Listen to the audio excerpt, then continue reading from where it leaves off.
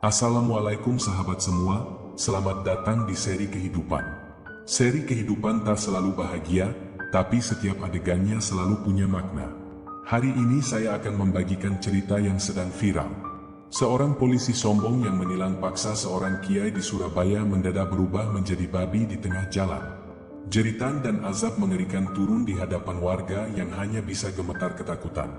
Tak ada yang bisa menolongnya, dan tubuhnya perlahan menghilang dengan cara yang tak terbayangkan. Apa yang sebenarnya terjadi? Saksikan kisah penuh ketegangan dan peringatan ini hingga akhir. Oh iya, sebelum lanjut, ayo subscribe dulu di channel Seri Kehidupan. Beri like pada video ini dan tulis Kobil Tu di kolom komentar. Selamat menyaksikan. Di tengah panasnya siang Surabaya, jalanan di sekitar perempatan terlihat ramai. Klakson kendaraan bersahut-sahutan, menciptakan irama kebisingan yang sudah menjadi hal biasa di kota ini. Di antara keramaian itu, seorang pria tua dengan wajah teduh, berjanggut putih dan mengenakan peci, mengendarai sepeda motornya dengan tenang. Namanya Kiai Ahmad, seorang ulama yang dihormati di kampungnya. Namun, langkahnya terhenti saat seorang polisi melambaikan tangan, menyuruhnya menepi. Polisi itu adalah Aibtu Rudi, seorang petugas yang dikenal kasar dan tak segan meminta uang pelicin kepada para pengendara yang melintas. Wajahnya penuh kesombongan saat menghampiri Kiai Ahmad. "Selamat siang, Pak Tua. Coba tunjukkan surat-surat kendaraan," katanya dengan nada merendahkan. Kiai Ahmad tersenyum tipis lalu mengeluarkan dompetnya, menyerahkan SIM dan STNK yang ia bawa dengan lengkap. Aibtu Rudi mengambilnya sekilas, kemudian menggeleng-gelengkan kepala. "Waduh, STNK Bapak hampir habis masa berlakunya.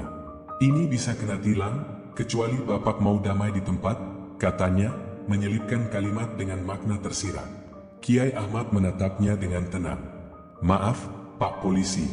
Jika saya memang salah, silakan tilang sesuai aturan. Tapi saya tidak bisa memberikan uang seperti yang Bapak maksud." Mata Aibtu Rudi menyipit. Ia tidak menyangka pria tua ini berani menolak permintaannya. Biasanya, orang-orang langsung menyerah dan memberikan uang agar tidak dipersulit. "Jangan sok suci, Pak Tua. Saya yang menentukan di sini," bentaknya kasar. Ia meraih kunci motor Kiai Ahmad, mencabutnya dengan paksa. Beberapa warga yang kebetulan melihat kejadian itu mulai berkumpul, berbisik-bisik di antara mereka. Ada yang mengenali Kiai Ahmad dan tampak tidak suka melihat perlakuan kasar dari polisi itu. Namun, Aibtu Rudi tak peduli. Ia melipat tangan di dada dan menatap tajam. "Kalau Bapak tidak mau damai, maka saya bawa motor ini ke kantor. Bapak urus sendiri di sana." Kiai Ahmad menarik napas dalam, lalu berkata dengan suara tenang, "Bertindaklah dengan adil, Pak Polisi. Jangan sampai kekuasaan yang Bapak miliki menjadi penyebab kehancuran diri sendiri." Aibtu Rudi tertawa mengejek. "Omong kosong. Saya ini polisi, saya berhak menentukan aturan di sini." Langit yang tadinya cerah tiba-tiba mulai mendung. Angin bertiup sedikit lebih kencang, membuat beberapa orang merinding tanpa sebab. Seolah ada sesuatu yang tak kasat mata tengah mengawasi kejadian itu. Namun, Aibtu Rudi masih tak menyadari perubahan suasana di sekitarnya. Ia justru semakin tersenyum puas, merasa bahwa dirinya telah menang. Kerumunan warga semakin ramai di perempatan itu. Beberapa pengendara yang awalnya hanya melintas kini berhenti, ingin tahu apa yang sedang terjadi. Kiai Ahmad masih berdiri tenang di samping motornya, sementara Aibtu Rudi menatapnya dengan tatapan penuh kesombongan. "Sudahlah, Pak Polisi. Jika saya memang salah, tilanglah saya sesuai prosedur. Tapi jangan paksa saya memberikan sesuatu yang bukan hak Bapak," ucap Kiai Ahmad dengan lembut, namun tegas. Aibtu Rudi mendengus kasar. Ia melirik warga yang mulai berbisik-bisik, merasa harga dirinya terancam jika terus membiarkan pria tua ini melawan kehendaknya. "Jangan sok suci, Pak Tua," bentaknya. "Saya sudah terlalu sering melihat orang seperti Anda. Mengaku alim, mengaku jujur, tapi tetap ingin melawan aturan." Kiai Ahmad hanya menggeleng pelan. Sementara itu, seorang pemuda di antara warga yang berkumpul memberanikan diri berbicara. "Pak Polisi, Kiai Ahmad ini orang baik. Kalau memang surat-suratnya lengkap, kenapa harus dipersulit?" Aibtu Rudi melotot ke arah pemuda itu. "Diam kau, mau ikut ditilang juga?" bentaknya, membuat pemuda itu mundur dengan wajah tegak. Dengan gerakan kasar, Aibtu Rudi meraih lengan Kiai Ahmad, mencengkeramnya kuat. "Saya kasih pilihan terakhir. Mau bayar sekarang atau saya bawa motor ini ke kantor?" Warga mulai berteriak tak setuju. Beberapa ibu-ibu bahkan menutup mulutnya, tak percaya melihat seorang ulama diperlakukan seperti itu. Namun, yang membuat keadaan semakin mencekam adalah perkataan Aibtu Rudi berikutnya. "Bapak ini sudah tua, sebentar lagi juga mati. Buat apa repot-repot menjaga nama baik? Lagian, doa-doa bapak itu tidak akan mengubah apapun. Saya ini hukum di sini," katanya dengan nada mengejek. Sekelebat, kilatan petir muncul di langit yang semakin gelap, meski tak ada hujan. Angin bertiup semakin kencang, membuat beberapa warga memeluk tubuh mereka sendiri karena hawa dingin yang tiba-tiba menyergap. Kiai Ahmad menghela napas panjang. Matanya mulai berkaca-kaca, bukan karena takut, tetapi karena iba. Dengan suara yang nyaris berbisik, ia berkata, "Allah Maha melihat, Nak. Tak ada kekuasaan yang lebih besar darinya. Jangan menantang keadilannya." Namun, Aibtu Rudi justru tertawa keras. "Allah? Jika memang dia ada, biarkan dia turun sekarang juga dan menghukum saya. Saya ingin lihat apa yang bisa dia lakukan." Suasana mendadak hening, seolah seluruh alam menahan napas. Kemudian, angin berputar lebih kencang. Langit yang mendung kini tampak berwarna keabu-abuan pekat, seolah hendak runtuh. Dada Aibtu Rudi tiba-tiba terasa sesak. Napasnya tersengal, seolah ada beban berat yang menekan tubuhnya. Tangannya bergetar tanpa sebab. Warga mulai mundur, merasa ada sesuatu yang tidak beres. Namun, kesombongan masih menguasai dirinya. Ia mencoba melangkah, tetapi lututnya melemas begitu saja. Tubuhnya mulai gemetar lebih hebat. "Wow, apa yang terjadi dengan tubuh saya?" Suaranya bergetar, mulai diliputi ketakutan. Namun belum ada yang tahu bahwa sesuatu yang mengerikan akan segera terjadi. Aibtu Rudi mencoba berdiri tegak, tetapi tubuhnya terasa semakin berat. Ia menatap kedua tangannya yang mulai bergetar hebat. Kulitnya yang semula berwarna sawo matang kini tampak memucat, lalu perlahan berubah menjadi kasar dan berbulu tipis. Apa ini? Apa yang terjadi dengan tubuh saya?" teriaknya panik. Warga yang menyaksikan kejadian itu mulai berteriak ketakutan. Beberapa orang mundur dengan wajah pucat, sementara yang lain beristighfar dengan suara bergetar. "Astagfirullah, astagfirullah." Angin bertiup makin kencang, membuat dedaunan kering beterbangan di sekitar mereka. Langit yang tadinya hanya mendung kini berubah lebih pekat, seolah pertanda sesuatu yang mengerikan sedang turun. Kiai Ahmad tetap berdiri di tempatnya, matanya menatap iba pada Aibtu Rudi. "Allah Maha Adil, Nak. Tak ada kesombongan yang bisa lolos dari penghakimannya." Tapi Aibtu Rudi masih menolak percaya. "Tidak, ini pasti tipuan. Ini tidak nyata," teriaknya. Namun, tubuhnya terus berubah dengan cepat. Telinganya yang semula normal perlahan-lahan melebar dan memanjang ke samping. Hidungnya menonjol ke depan, membentuk moncong. Jari-jarinya mulai menebal, kukunya berubah hitam dan kasar. Dari tenggorokannya, suara manusia yang dulu lantang kini mulai bercampur dengan lenguhan aneh, suara yang bukan berasal dari manusia. Warga berteriak ketakutan. Beberapa orang yang masih berani melihat langsung tubuh Aibtu Rudi kini menutupi mulut mereka, ngeri melihat seorang manusia perlahan berubah menjadi seekor babi besar. Tidak, ini mustahil. Tidak, jeritannya semakin tak jelas, suaranya berubah menjadi erangan kasar yang mirip suara binatang. Seluruh tubuhnya kini ditutupi bulu kasar berwarna coklat kemerahan. Tangannya yang tadi mencengkeram keras kini berubah menjadi kaki hewan. Seragam polisinya tampak robek-robek, tak mampu lagi menutupi tubuh barunya. Aibtu Rudi, yang beberapa menit lalu berdiri gagah dengan seragam polisinya, kini hanya seekor babi yang terengah-engah di atas aspal, matanya masih menyiratkan keterkejutan yang luar biasa.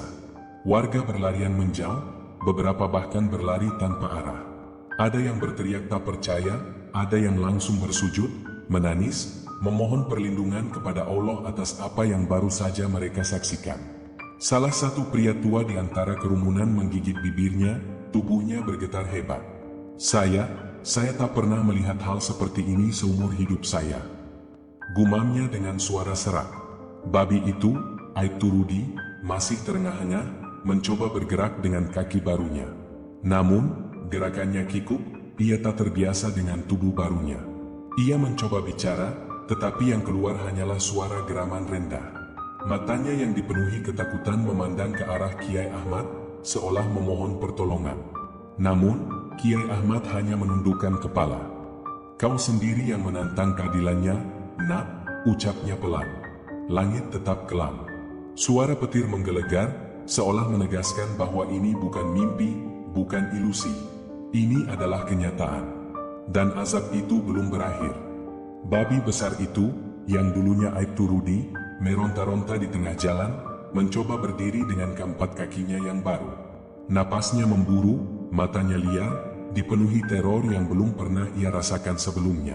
Kerumunan warga yang tadinya hanya menyaksikan dari kejauhan kini semakin mundur, tak ada yang berani mendekat.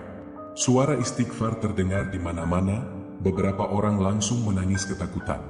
"Astagfirullah, astagfirullah." Seorang ibu-ibu berulang kali melafalkan dengan suara bergetar, tangannya mencengkeram tasbih di dadanya. Sementara itu, babi besar itu terus berusaha mengeluarkan suara, tetapi yang keluar hanyalah jeritan parau bercampur suara lenguhan binatang. Tidak, aku masih manusia. Ini tidak mungkin. Tolong aku," ingin ia berteriak, tetapi yang keluar hanyalah suara geraman dan lenguhan. Dalam kepanikannya, babi itu berlari tak tentu arah. Kepalanya membentur tiang listrik, lalu terjatuh ke jalanan dengan tubuh menggeliat. Ia ingin berteriak meminta pertolongan, tetapi lidahnya yang kini tebal dan bentuk mulutnya yang bukan lagi manusia membuatnya tak bisa berkata-kata. Ia melihat wajah-wajah warga di sekitarnya. Mata mereka dipenuhi ketakutan, jijik, dan ngeri. Tak ada satupun yang mendekat, tak ada satupun yang mau menolong.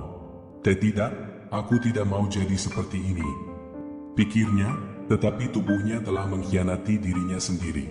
Kiai Ahmad masih berdiri di tempatnya, memandangi makhluk yang kini mengemis belas kasihan di hadapannya. Dengan suara yang dalam dan penuh makna, beliau berkata, "Engkau menantang keadilan Allah, dan kini kau telah menyaksikan sendiri hukumannya." Babi itu menatap Kiai Ahmad dengan mata memohon. Air mata mengalir dari sudut matanya, bercampur dengan lumpur yang menempel di wajahnya setelah berguling di jalanan. Namun, tak ada yang bisa ia lakukan. Aibtu Rudi, sang polisi sombong, kini telah menjadi makhluk yang paling dihinakan dalam agamanya. Tubuh yang dulu gagah dalam balutan seragam kini hanya seekor babi kotor yang terengah-engah. Langit masih kelam, angin bertiup semakin kencang. Suara petir kembali menggelegar, seolah memberi peringatan kepada siapapun yang menyaksikan kejadian ini. Warga semakin gemetar, beberapa langsung bersimpuh dan menangis. Mereka sadar bahwa mereka baru saja menjadi saksi dari azab yang nyata. Namun, azab ini belum selesai. Sesuatu yang lebih mengerikan akan segera terjadi. Babi besar itu merintih dengan suara memilukan, matanya berkaca-kaca, penuh ketakutan. Aibtu Rudi, yang dulunya berkuasa di jalanan, kini menjadi makhluk yang paling hina. Ia mencoba berlari, tetapi tubuhnya yang kini berbentuk hewan membuatnya sulit bergerak cepat. Warga hanya berdiri di kejauhan, sebagian masih menangis, sebagian lain terpaku, tak percaya dengan apa yang mereka lihat. Seorang pria tua dengan sarung lusuh bergetar hebat. Ini bukan sekadar kebetulan, ini peringatan dari Allah," bisiknya lirih. Langit semakin kelam. Petir menyambar di kejauhan, membuat suasana semakin mencekam. Beberapa anak kecil yang sejak tadi bersembunyi di balik punggung ibu mereka mulai menangis ketakutan. Babi itu, Aibtu Rudi, berjalan terseok-seok, mencoba mencari perlindungan. Ia mendekati seorang pengendara motor yang masih terdiam di tempat. Namun begitu sadar bahwa makhluk itu dulunya manusia, pengendara itu langsung berteriak ketakutan dan mundur. "Jangan dekati saya. Astagfirullah, astagfirullah." Babi itu meringis kesakitan, ia ingin bicara, ingin meminta pertolongan, tetapi suara yang keluar dari mulutnya hanyalah lenguhan parau. Lalu, tiba-tiba, terdengar suara azan dari masjid di ujung jalan. Suara merdu itu menggema di tengah suasana yang mencekam. Warga yang masih dalam kepanikan perlahan menoleh ke arah sumber suara, sementara babi itu mulai menggeliat tak karuan. Begitu lantunan azan masuk ke telinganya, tubuhnya mendadak gemetar hebat. Seperti ada sesuatu yang mengikatnya, menahan gerakannya. Ia meronta, mencoba lari, tetapi tubuhnya terasa semakin berat. Tiba-tiba, kulitnya mulai mengelupas sedikit demi sedikit. Seolah ada sesuatu yang membakar dari dalam. Ia berusaha merangkak menjauh dari suara azan, tetapi tak bisa. Seakan ada kekuatan besar yang menariknya kembali ke tempat itu. Mata babi itu membelalak. Air mata terus mengalir dari sudut matanya, bercampur dengan lumpur yang menempel di wajahnya. Ini karena aku telah menghina Allah, karena aku telah menantangnya. Pikirnya dengan sisa kesadaran yang ia miliki. Suara azan terus bergema. Setiap lantunan kalimat suci itu seperti cambukan bagi tubuhnya. Rasa sakit yang luar biasa menjalari tubuhnya, membuatnya meronta lebih hebat. Warga yang menyaksikan kejadian ini mulai sadar bahwa azab ini belum selesai. Ada sesuatu yang lebih mengerikan yang akan terjadi. Dan ketika suara azan mencapai bagian akhir, tubuh babi itu mulai mengalami perubahan yang lebih mengerikan. Jeritan memilukan keluar dari tenggorokan babi besar itu. Suara azan yang masih menggema seakan menjadi cambuk yang tak terlihat, menekan tubuhnya hingga terasa seperti terbakar dari dalam. Aibtu Rudi meronta-ronta, kakinya mencakar-cakar aspal, tetapi tak ada yang bisa ia lakukan untuk menghentikan rasa sakit itu. Warga yang menyaksikan kejadian ini semakin ketakutan. Beberapa orang langsung sujud di tanah, menangis histeris. Aku tak pernah melihat azab seperti ini. Allah Maha Besar. Seorang pria tua berbisik dengan suara bergetar. Tubuh babi itu mulai mengalami perubahan yang semakin mengerikan. Kulitnya yang tebal dan berbulu kini mengelupas, seperti terbakar dari dalam. Dagingnya menggelembung, menghitam, lalu meleleh sedikit demi sedikit. Bau anyir yang menusuk menyeruak ke udara, membuat beberapa warga menutup hidung mereka sambil mundur menjam. Aibtu Rudi masih sadar di dalam tubuh babi itu. Ia bisa merasakan setiap inci tubuhnya yang hancur perlahan. Ia ingin berteriak meminta ampun, ingin menyesali semua kesalahannya, tetapi suaranya tak lagi bisa keluar. Matanya yang kini mulai memudar menatap Kiai Ahmad, memohon pertolongan. Namun Kiai Ahmad hanya menundukkan kepala, tak berkata sepatah kata pun. Ia tahu, ini bukan sesuatu yang bisa ia hentikan. Ini adalah ketetapan dari Yang Maha Kuasa. Tiba-tiba, tanah di bawah tubuh babi itu mulai bergetar. Retakan kecil muncul di sekelilingnya, semakin membesar. Warga yang melihat ini langsung menjerit ketakutan. Tanahnya retak. Allahu Akbar. Perlahan, tubuh babi itu mulai tenggelam ke dalam tanah yang merekah. Lumpur hitam kental muncul dari dalamnya, mengeluarkan bau busuk yang menusuk hidung. Aibtu Rudi merasakan tubuhnya semakin berat, seolah ada sesuatu yang menariknya ke dalam bumi. Matanya melebar dalam ketakutan. Ia mencoba meronta, tetapi tubuhnya tak lagi bisa digerakkan. Ia ingin berdoa. Ia ingin meminta ampun. Tetapi semuanya sudah terlambat. Dalam sekejap, tubuh babi itu tersedot ke dalam tanah yang kini berubah menjadi kubangan lumpur pekat. Tak ada yang tersisa selain aroma busuk yang menggantung di udara. Warga yang menyaksikan kejadian ini membeku dalam ketakutan. Tak ada satupun yang berani berbicara. Suara angin berhembus lirih, membawa kesunyian yang menyesakkan. Kiai Ahmad menghela napas panjang. Dengan suara pelan namun penuh makna, ia berkata, barang siapa yang menantang keadilan Allah, maka ia tak akan pernah luput dari pembalasannya. Warga yang mendengar kata-kata itu langsung menunduk. Beberapa orang mulai menangis, merasa bahwa mereka baru saja menyaksikan sesuatu yang tak bisa dijelaskan dengan akal manusia. Namun, kisah ini belum berakhir. Sebab azab yang baru saja turun telah meninggalkan bekas yang tak akan pernah hilang. Keheningan mencekam menyelimuti jalanan di Surabaya. Hanya angin yang berhembus lirih, seakan membawa bisikan dari kejadian mengerikan yang baru saja terjadi. Warga yang menyaksikan azab itu masih berdiri membeku, sebagian menunduk, sebagian lagi gemetar ketakutan. Tempat di mana tubuh babi itu lenyap kini hanya menyisakan tanah hitam yang hangus, seolah terbakar dari dalam. Bau busuk masih menggantung di udara, membuat beberapa orang menutup hidung mereka. Seorang pria muda dengan mata yang masih basah berkata lirih, "Allahu Akbar, aku bersumpah akan memperbaiki hidupku, aku tak ingin bernasib seperti dia." Kiai Ahmad masih berdiri di tempatnya, memandangi tanah yang retak itu dengan sorot mata dalam. Beliau tahu, peristiwa ini akan menjadi pengingat bagi semua orang yang hadir di sini, bahkan bagi mereka yang nantinya hanya mendengar kisah ini dari mulut ke mulut. Tanpa berkata apa-apa, Kiai Ahmad berbalik dan berjalan menuju masjid. Langkahnya tenang, namun penuh makna. Warga yang melihatnya pun mulai mengikuti, seakan mengerti bahwa satu-satunya tempat untuk mencari perlindungan adalah rumah Allah. Malam itu, masjid yang biasanya hanya diisi oleh segelintir orang mendadak penuh sesak. Tangisan taubat terdengar di setiap sudut, orang-orang bersujud dalam-dalam, memohon ampun atas dosa-dosa mereka. Namun, meskipun tubuh Aibtu Rudi telah lenyap, jejak azabnya tetap terasa di kota ini. Beberapa hari setelah kejadian itu, orang-orang yang melintas di tempat kejadian mengaku merasakan hawa yang aneh. Beberapa di antara mereka bahkan mendengar suara erangan samar dari bawah tanah, seolah-olah sesuatu masih terperangkap di sana. Seorang tukang becak yang tak tahu apa-apa pernah berhenti sejenak di tempat itu. Namun tiba-tiba, tanpa alasan yang jelas, tubuhnya merinding hebat, dan bau anyir menyeruak ke hidungnya. Ia langsung mengayuh becaknya dengan ketakutan, tak ingin menoleh ke belakang. Berita tentang kejadian ini pun menyebar luas. Beberapa media mencoba meliputnya, tetapi tidak ada yang bisa menemukan bukti yang konkret. Namun bagi warga yang menyaksikan langsung, mereka tahu bahwa kejadian itu bukan sekadar cerita, melainkan peringatan nyata dari Yang Maha Kuasa.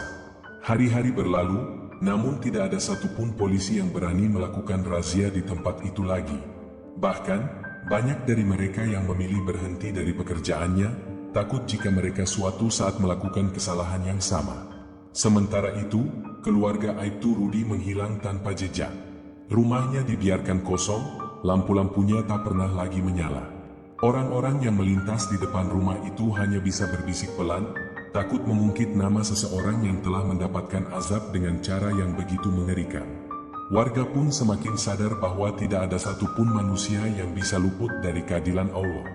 Mereka yang sebelumnya menganggap remeh dosa-dosa mereka, kini mulai memperbaiki diri. Dan tanah hitam di tempat kejadian itu tetap menjadi saksi bisu, mengingatkan siapapun yang melintas bahwa ada hal-hal yang tidak boleh dipermainkan.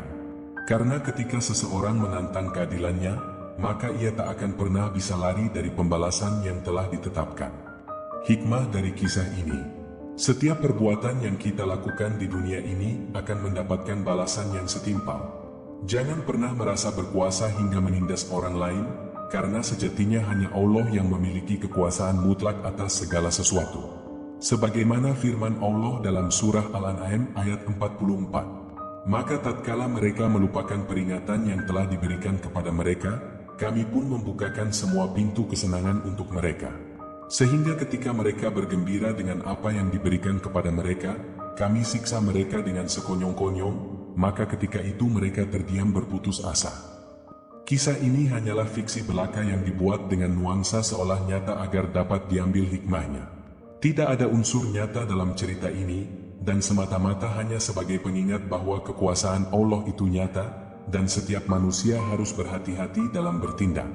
Terima kasih sudah menonton dan mendengarkan cerita ini. Jika kalian menyukai cerita ini, jangan lupa like, komentar, dan subscribe agar tidak ketinggalan cerita-cerita menarik lainnya.